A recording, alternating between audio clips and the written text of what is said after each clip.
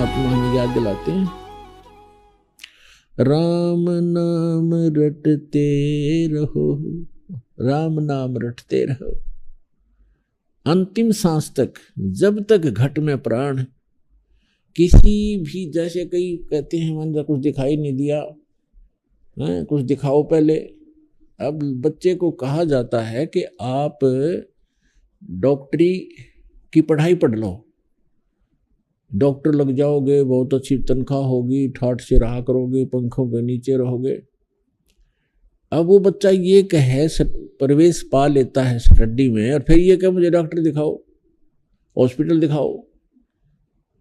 Hospital अगर दिखा भी दिया, देख भी आया कि डॉक्टर ऐसे होते हैं, ये ऐसा काम करते हैं, तो फिर जब तक आप स्टडी पूरी नहीं करोगे तो उस हॉस्पिटल के देखने का फायदा क्या हुआ। अपनी स्टडी पूरी करो और फिर देखिए हॉस्पिटल में नौकरी मिल जाएगी आपने। तो यहां परमात्मा कहते हैं राम नाम रटते रहो। राम नाम माने भक्ति, जो परमात्मा का मंत्र आपको दिया गया वो।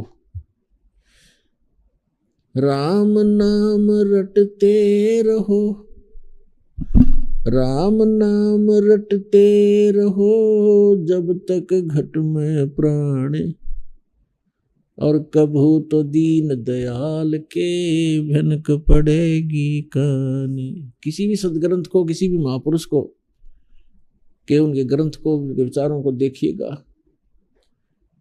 प्रत्येक में यही प्रमाण दिया है कि अंतिम सांस तक भक्ति करते ही रहना। जब तुम शरीर छोड़कर जाओगे तभी उपलब्धि होगी।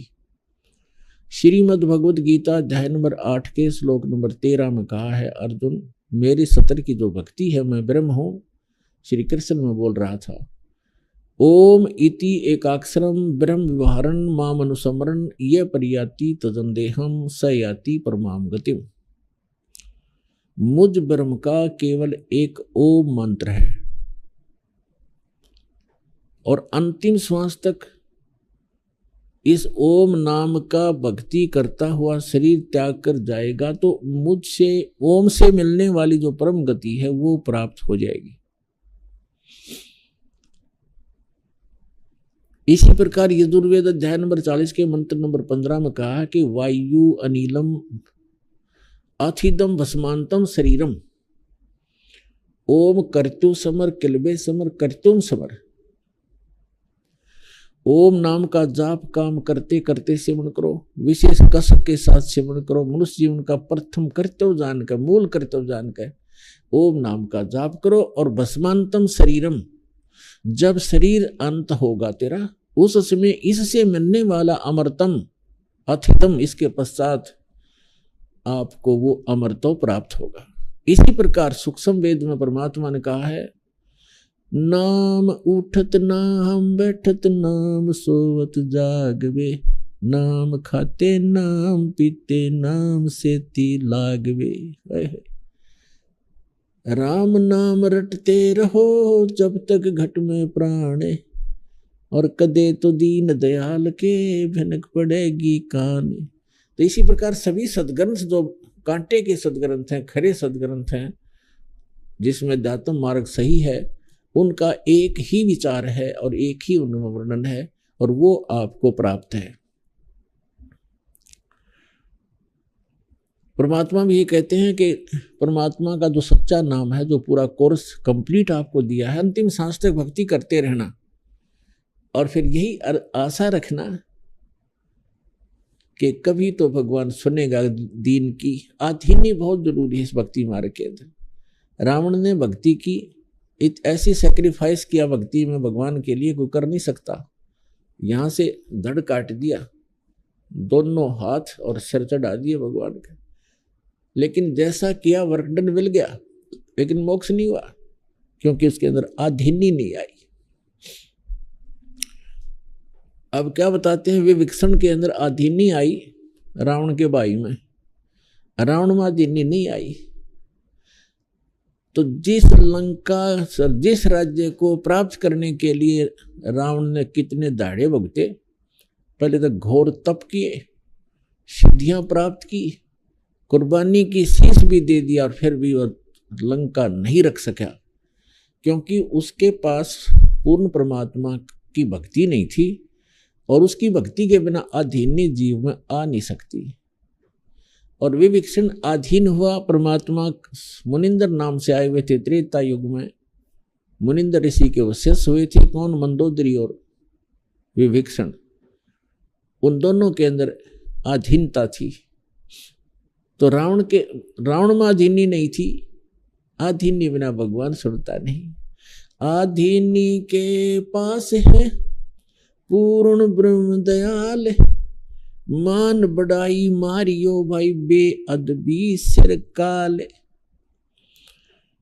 फिर क्या बताते हैं? विभीषण का भाग बडेरा, दासातन आया तिस नेड़ा, दासातन आया बिस्वे बीसा, जाको लंक दई बख्शीसा। ऐसा दासातन है भाई, लंक बकस्त्या देर न लाई। है। अब देखो, हम निमित्त बना देते हैं। राम ने विभीषण को राज दे दिया। राम ने विभीषण को क्यों दिया और को ना दिया? क्योंकि विभीषण परमात्मा की सतभक्ति कर रहा था, और वहां की जनता को एक अच्छे राजा की आवश्यकता थी, जो भगवान से डरने वाला हो।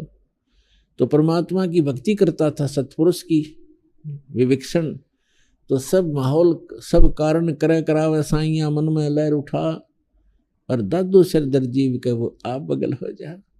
तो यहाँ गरीबदास साहब जी बता रहे हैं कि विभीषण का भाग बडेरा, बड़भागी था वो, जिसकी दासातन आया तिसनेरा, उसकी अधीनी आई उसके अंदर। और कहते हैं दासातन आया बिस्वे बीसा, अर्जा को लंक देई बख्शीसा। बख्शीश में मिली उसने परमात्मा की सतभक्ति करने से। ऐसा दासातन है भाई, लंक बख्शते वार न लाई।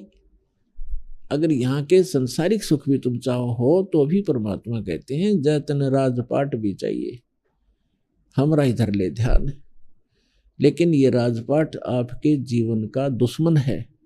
यहाँ तो गरीब बनकर रहना पड़ेगा, इच्छाओं का नाश करके जीना पड़ेगा।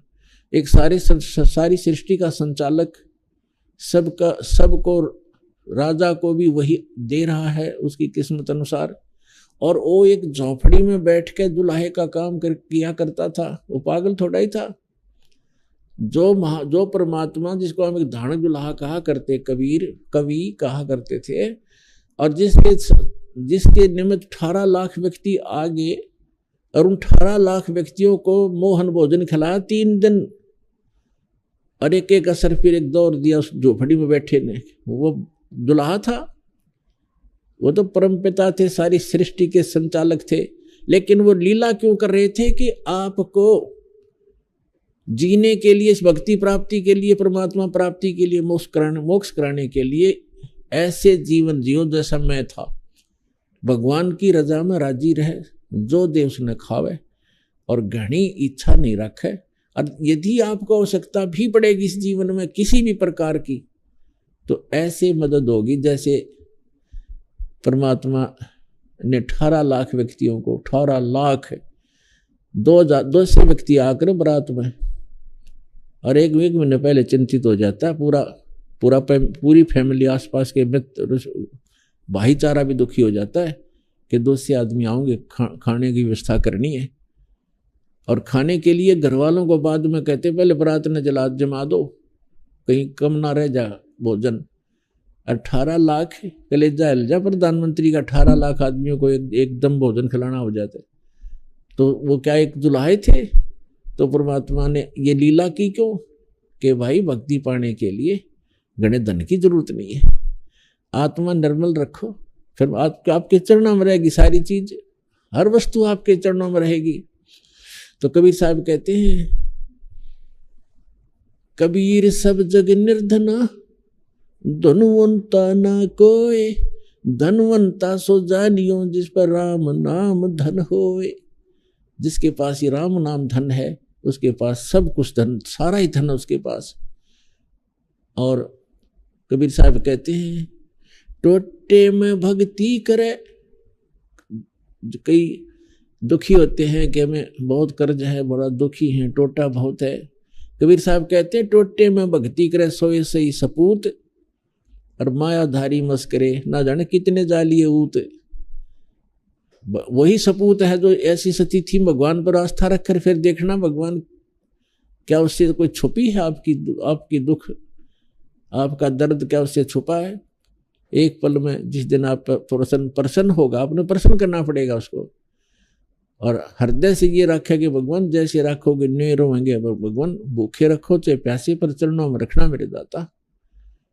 तो फिर देखना, फिर कहते नुकते ऊपर रीत जाएगा रे करोड़ कर्म जल जाए तुम्हारे। जिस दिन आपकी समर्पित भाव हो जाएगा भगवान के प्रति, फिर देखना आप सोच भी नहीं सकते इतने सुख देगा भगवान। तो पुण्यात्माओं, आपका सौभाग्य है कि आपको ये स्थान मिला, सच्चा भगवान मिला, सच्चा नाम मिला।